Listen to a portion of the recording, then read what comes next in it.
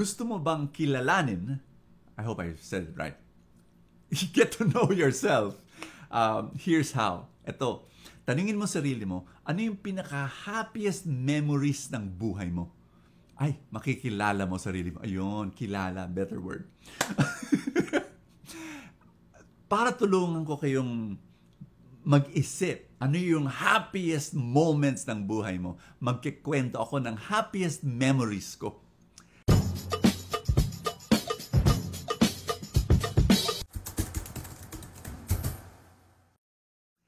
Siguro mga 4 o 5. Let's see kung may oras. First thing that comes to mind, nung medyo matanda na yung nanay ko, I would bring her out on a date once a week pag Wednesday.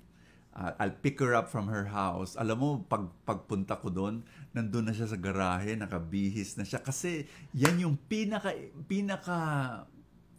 the highlight of her week, no? Yung talagang inaasam niya na, she'll have a date with me. Gustong-gusto niya yon. So I'll pick her up and I'll bring her to a restaurant. Alam mo, yung nanay ko, kuripot. Yung talagang pagpunta namin sa restaurant, minsan, or madalas pala, sasabihin niya sa akin, wag dito, Bo, wag dito. Bakit, ma'am?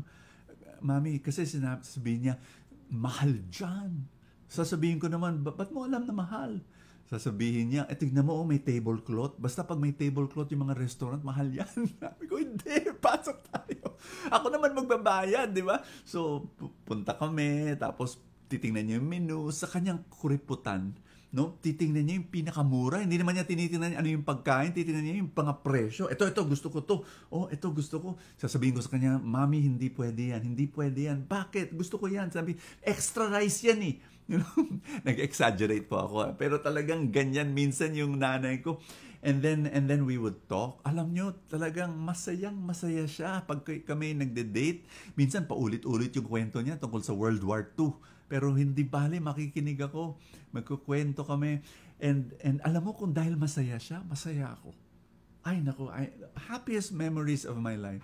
Being with my mom. She's in heaven now. No? Pero yun, binabalikan ko yung mga pagkakataon na yun. And eto pa, pahahabaan niya yung date namin. Sasabihin niya, gusto ko mag-dessert. O sige, mami, pili ka na. Hindi, gusto ko sa ibang lugar. Ibang lugar pa para humaba yung panahon namin sa isa't isa. Second happiest memory ko, yung tatay ko, tumatanda na rin. Medyo hindi na maganda yung eyesight niya. Ako yung gumugupit ng kanyang kuko sa kamay at sa paa. And I love that. I really, really love that. It's just sitting beside him, tapos doing it for him. Kasi minahal niya ako eh. Yung sukli ko sa kanya, maliit na bagay, pero happiest moments of my life. Third na kwento. Gumawa kami ng we built Anawim. Anawim is a ministry for the abandoned elderly, where we pick up old people, mga matatanda na inabandon sa kalye. We pick them up, we house them. I lived there for 3 years nung nag-uumpisa kami. Walang kuryente, walang running water, poso, simpleng buhay, but I loved it. It was, serving the poor. For 1 year, I was the father of 8 orphans. 1 taon yan, and reading bedtime stories, doing a Bible study with them. I was happy. Happiest memories of my life. Na-realize ko, alam mo yung happiest memories ko, hindi yung success sa ministry, success sa negosyo, nung nakakuha ko ng award galing sa Malacanang, pumunta pa ako sa Malacanang, sa harap ng presidente, merong award. Hindi yun ang happy moment ko. O kaya sa Catholic Mass Media Award, meron rin na award ako doon. Yung the highest award binigay sa akin. Alam mo, masaya, nagpapasalamat ako kay Lord, pero hindi siya yung happiest moments. Ang happiest moments yung nakapaglingkod, nakapag-serve. Alam mo, sa Luke chapter 17, si Jesus, sinabi niya, ang servant, itong sasabihin niya, pagkatapos niya mag-serve, sasabihin niya, we are unprofitable servants. We have only done what is obliged of us. Ibig sabihin, yung service, pag nagbigay ka without expecting anything in reward, wala kang inaasahan na ganti o sukli, you just serve, you just give. Yun na yun. Yun na yung gantimpala mo. The act of service itself, the opportunity to give.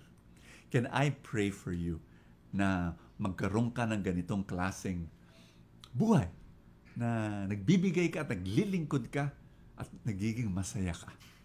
Let me pray for you. In the name of the Father, and of the Son, and of the Holy Spirit. Amen. Lord, bless mo, Lord, yung kaibigan ko na sana makita niya itong kasiyahan na to of loving and serving and giving without expecting anything in return. I pray, Father, for more happiness and for more joy for this friend of mine. Lord, paki-bless na rin lahat ng kanyang pangangailangan. Lord, give this person healing, give this person blessing in Jesus' mighty name. Amen and amen. In the name of the Father, and of the Son, and of the Holy Spirit. Amen. Maraming salamat. Kung ikaw ay gustong mag-serve at o nga pala, if you want to help me in my ministry, support this ministry, at pinapanood mo to through Facebook, you can just click that link that says support now. Kung YouTube naman ang gamit mo, baka meron na, hindi ko alam, yung button na join at you'll be able to support our ministry. Kung wala pa yun, in the next few days, hopefully meron na. God bless you. Maraming salamat. And I will see you tomorrow.